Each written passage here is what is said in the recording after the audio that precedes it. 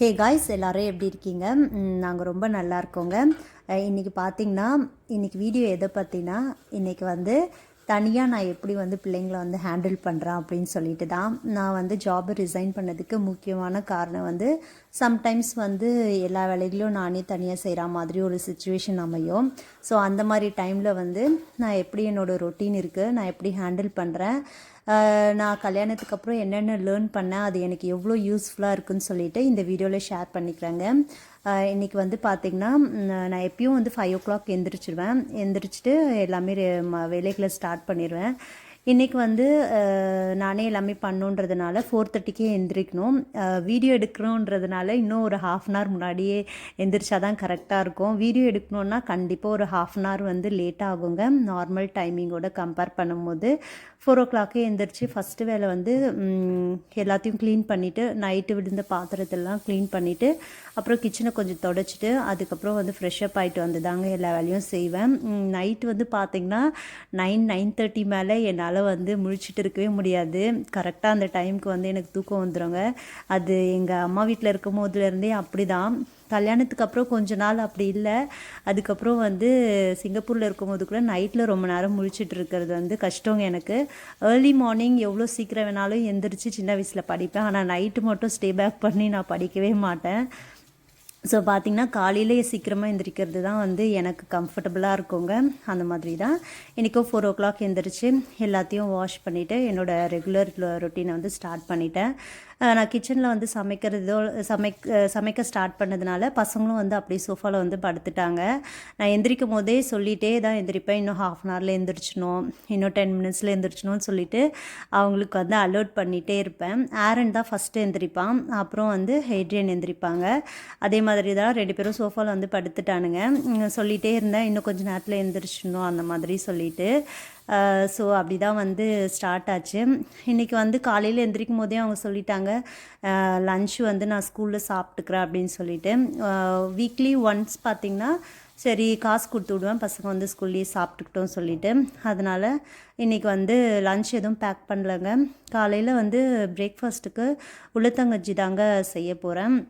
ஏன்னா வந்து பிரேக்ஃபாஸ்ட்டும் வந்து ஒரு மாதிரி உமட்டுற மாதிரி இருக்க வேண்டாம்னு சொன்னாங்க. சரி உளுத்தங்கஞ்சாவது குடிச்சிட்டு போங்க அப்படின்னு சொல்லிட்டு அதான் ப்ரிப்பேர் பண்ண போகிறேன். நான் பார்த்திங்கன்னா காலையில் எழுந்திரிச்சதும் பாத்திரம்லாம் கழுவிட்ட பிறகு இந்த இம்யூனிட்டி ட்ரிங்க் வந்து கொஞ்சம் குடிப்பேன். எவ்ரிடே குடிப்பேன் அப்படிலாம் இல்லை, ஒரு நாளைக்கு ஒன்று. சம்டைம்ஸ் வெறும் வார்ம் வாட்டர் மட்டும் குடிப்பேன். இல்லைன்னா சம்டைம்ஸ் வந்து ரொம்ப முடி கொட்டுறது என்றைக்காவது ஞாபகம் வந்துருச்சுன்னா அன்றைக்கி வந்து கொஞ்சம் கருவேப்பிலை சாப்பிட்டுட்டு கொஞ்சம் சுடுதண்ணி அந்த மாதிரி மாற்றி தாங்க நான் வந்து என்ன தோணுதோ அந்த மாதிரி குடிப்பேன். ஆனால் ஹெல்த்தியாக எடுத்துக்கணும்னு நினப்பேன். காஃபி டீலாம் விட்டு ரொம்ப நாள் ஆச்சுங்க. அப்புறம் வெளியே பார்த்திங்கன்னா நல்லா வந்து இருட்டிட்டு இருந்தது, கொஞ்சம் லைட்டாக மழையும் தூறிட்டு இருந்தது. பயந்துட்டேன், என்னடா இதுன்னு, நம்ம கூட்டிகிட்டு போகிற நேரத்தில் மழை வந்துருச்சுன்னா கண்டிப்பாக வந்து எனக்கு ஓடுறது கஷ்டமாக இருக்கும். அதனால் ப்ரே பண்ணிகிட்டே இருந்தேன், மழை வரக்கூடாது. லைட்டாக தூறினா கூட ஓகே தான், ரொம்ப ஹெவியாக வந்துச்சுன்னா கஷ்டம். ஏன்னா ஒரு நாள் வந்து அந்த மாதிரி ஹெவியாக மழை வந்தப்போ ஒன்றுமே தெரியலங்க சுத்தமாக. அதனால தான் பார்த்திங்கன்னா உளுந்தங்கஞ்சி வந்து பசங்களுக்கு வந்து இப்போலாம் அடிக்கடி செய்கிறாங்க, ரொம்ப பிடிச்சிருச்சு. ஏன்னா வந்து வீக்லி ஒன்ஸாவது செஞ்சிருவேன். இது ரொம்ப சிம்பிளாக செய்வேன். நிறைய பேர் நிறைய மெத்தடில் செய்வாங்க.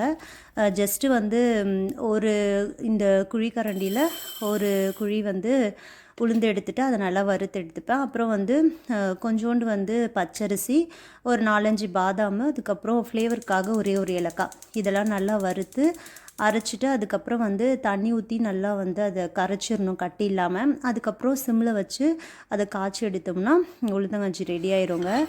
பார்த்திங்கன்னா வந்து அரைச்சி பவுடராக வச்சுக்கலாம். ஆனால் வந்து நான் செய்யும் போது ஃப்ரெஷ்ஷாக வந்து இந்த மாதிரி வறுத்தெடுத்து அரைச்சி செஞ்சால் ரொம்ப டேஸ்ட்டாக இருக்குங்க.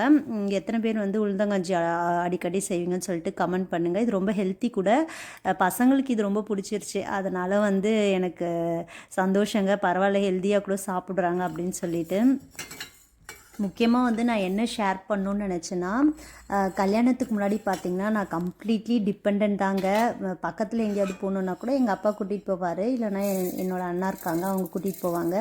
கல்யாணத்துக்கு அப்புறம் கூட பார்த்திங்கன்னா என்னோடய ஹஸ்பண்ட் கூட்டிகிட்டு போவாங்க வெளில போகணுன்னா, இல்லைனா என்னோட அங்கிள் இருக்காங்க, அவங்க கூட்டிகிட்டு போவாங்க. ஸோ அப்படி தான் தனியாக கூட போனதில்லை. இண்டிபெண்ட்டாக இருக்கணும் அப்படின்னு சொல்லிட்டு என்னோடய ஹஸ்பண்ட் எப்பவுமே சொல்லிகிட்டே இருப்பாங்க, என்ன எது இருந்தாலும் நீயே தனியாக பண்ணு. சிங்கப்பூர்லலாம் கூட சிக்காக இருக்கும்போது கூட ஹாஸ்பிட்டலில் போகணுன்னா கூட ஏதாவதுன்னா நீ தனியாக பண்ணு எல்லாமே கற்றுக்கோ, அந்த மாதிரி தான் அவங்க சொல்லிகிட்டே இருப்பாங்க. சம்டைம்ஸ் எனக்கு கோவம் வரும். கோவம் வந்தால் கூட அவங்க சொல்லுவாங்க, எல்லாம் நல்லதுக்கு தான், நீ எல்லாமே இண்டிபெண்ட்டாக இருக்கணும் அப்படின்னு சொல்லிகிட்டே இருப்பாங்க. மேபி எனக்கு அந்த மாதிரி ஒரு விஷயத்துலையும் சொல்லி கொடுத்ததுனால தான் சில விஷயங்களை நான் இந்த மாதிரி சுச்சுவேஷன் வரும்போது இண்டிபெண்ட்டாக ஹேண்டில் பண்ண தெரியுதுங்க.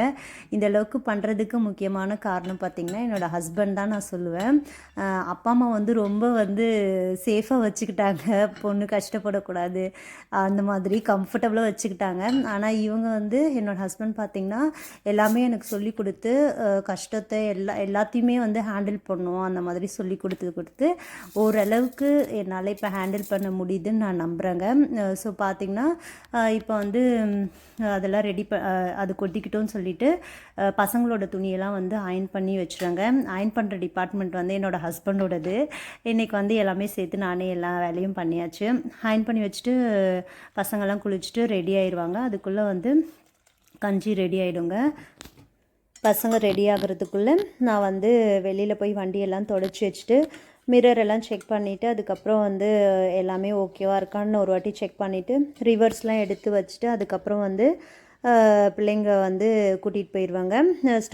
ஸ்கூலுக்கு போகிறதுக்கு முன்னாடி எவ்ரிடே ப்ரேயர் பண்ணிவிட்டு போவாங்க. அதெல்லாம் பண்ணிவிட்டு எல்லாம் செக் பண்ணிவிட்டு அதுக்கப்புறம் நாங்கள் 3 பேர் கிளம்பிட்டோம். மார்க்கெட்டுக்கு போகணுன்னா அப்படியே அவங்கள விட்டுட்டு வரும்போது மார்க்கெட்டுக்கு போயிட்டு தேவையானதை வாங்கிட்டு வருவேன். இன்றைக்கி அந்த அளவுக்கு எதுவும் தேவையில்லை. மழையில் மாட்டக்கூடாது, அது ஒன்று தான் நான் நினச்சிட்டே இருந்தேன். போகும்போது கட்டாயம் வரக்கூடாது, வரும்போது இருந்தால் கூட பரவாயில்ல, மேனேஜ் பண்ணிக்குவேன்.